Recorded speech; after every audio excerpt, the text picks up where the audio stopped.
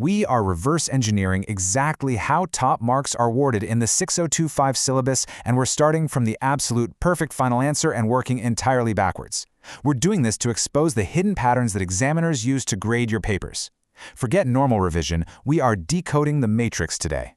Imagine this scenario. You're sitting in the exam hall, the clock is absolutely ticking down, and you nail the maths. I mean, it is totally perfect. You've balanced everything, the numbers crunch perfectly in your calculator, yet when results day finally rolls around, 0 marks. Why? How on earth does a flawless mathematical rearrangement completely cost you a grade boundary? Let's look at the real stakes here. Here is exactly why. Take a look at the simulated student answer. It shows a totally correct equation rearrangement. The math itself, pristine, flawless. But look at the final mark, 0 out of 3. The incredibly painful mistake here is falling into a critical formatting trap, and that trap is missing units. You didn't just lose a single accuracy mark, you lost the whole shebang, because the final answer simply wasn't scientifically complete, according to the strict rules of the mark scheme. What's really fascinating here, and this comes straight from our source material, is how Cambridge explicitly separates core from supplement material. Notice that red line? That specifically indicates supplement syllabus content. Now, if you're following the core syllabus, sure, you can ignore it. But if you're aiming for those top-tier grades, you are entirely responsible for everything on the white pages, including every single detail marked with this red line. Attention to detail like this, it's just non-negotiable for top marks. And this brings us to exactly why ordinary revision fails so miserably. Most students just memorize equations and completely ignore the specific, ultra-common exam mistakes highlighted right here in our source. We're talking about missing units, rounding your numbers way too early in the calculation, giving vague, wordy explanations instead of precise ones, making careless graph axis errors, or just flat out using the wrong experimental variables. The examiners are actively hunting for these exact traps. So, how do we beat them at their own game? By using what we call the matrix code framework. Listen, passing IGCSE Physics isn't just about knowing physics. It's about structuring your answer to perfectly match the hidden mark scheme they are holding. Here is exactly how it works.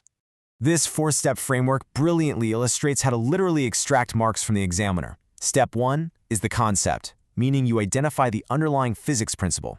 Step 2 is evidence and data, where you pull the exact numbers straight from the table or graph. Step 3 is scientific reasoning, where you physically connect that data back to the concept. And finally, Step 4 is examiner wording, which means using the exact exam-safe terminology they are desperate to see. Now, in just a moment, I'm going to show you the exact hidden examiner clue that turns a mathematically flawless answer into a complete 0-mark disaster. Leaving now means missing the one exact phrase that dictates your entire score. But first, you really need to see how the framework makes that clue glaringly obvious when we apply it to proportionality. Let's compare two different answers on proportionality. First, we have a deeply flawed, vague student attempt. It says, as x gets bigger, y gets bigger. Honestly, that scores absolutely nothing. Now compare that to a top-tier matrix-level answer, directly proportional as shown by the constant ratio paired directly with a properly substituted equation. That is a bulletproof answer. It uses the correct physics terminology alongside the actual mathematical method. So the absolutely crucial point here is understanding the immediate consequence of your actions. Notice how specific, tiny errors directly bleed away your guaranteed method marks. Rounding a standard form calculation too early? Boom, you lose the accuracy mark. Messing up a graph scale by making it nonlinear? You instantly lose the data mark. It's an incredibly ruthless system if you don't know the rules they are playing by. Okay, let's put this to the test. Interactive challenge time.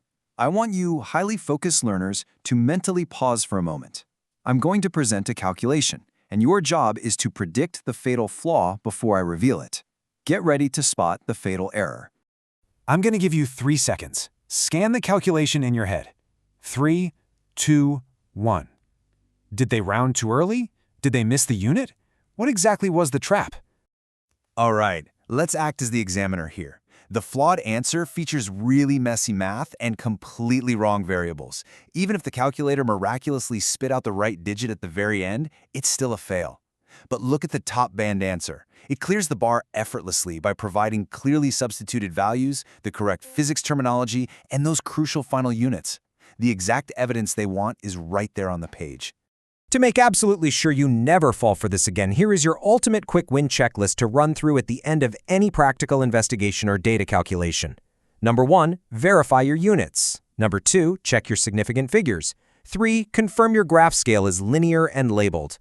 4, assess any uncertainty. And finally, 5, test the reasonableness. Honestly, does your answer actually make physical sense based on the data you collected? And this brilliantly highlights our next massive trap. Our source explicitly warns about this with the phrase, conclusions not supported by data. Listen, even the absolute best, most mathematically beautiful equation rearrangement is entirely worthless if your final written conclusion literally contradicts what your own experimental results actually show. So let's quickly reiterate the winning methodology step by step to guarantee you are fully equipped to tackle any proportionality or data question they throw at you. First, use the correct terminology. Second, clearly state the equation or method. Third, show your substituted values with units. And fourth, and trust me, this is a massive one, command word fulfillment. Now we need to pivot to a new, heavily escalating problem. Let's say the math is totally fixed. You've got your units locked in, you definitely haven't rounded too early, but what if you do all the math right and you still fail? A brand new, hidden vulnerability is threatening your entire exam score right now. Look closely at this exact examiner feedback, ripped straight from the source methodology. Mathematical method correct, but failed to fulfill the command word. This is the brutal curiosity gap that consistently destroys high-achieving students. You calculated when you were supposed to describe, or you described when the prompt explicitly asked you to evaluate. Misunderstanding the very specific command words the examiner chose to use in the prompt is the ultimate fatal error. We are going to decode those exact command words so you never, ever lose these marks again. Subscribe to our YouTube channel, Ace the Exams, at acetheexams_IGCSE to excel in your Cambridge examinations. Understanding this specific vocabulary is quite literally just as important as understanding the math itself. Up next, the command words that decide your mark band. Understanding this deeper code is the mandatory, non-negotiable next step to finalize your exam strategy and secure that top-tier grade. What does an examiner actually want when they ask you to evaluate rather than calculate in Physics 0625? You cannot afford to guess. Click the video on your screen right now to join us in our next explainer to find out exactly what they want, and I'll see you over there.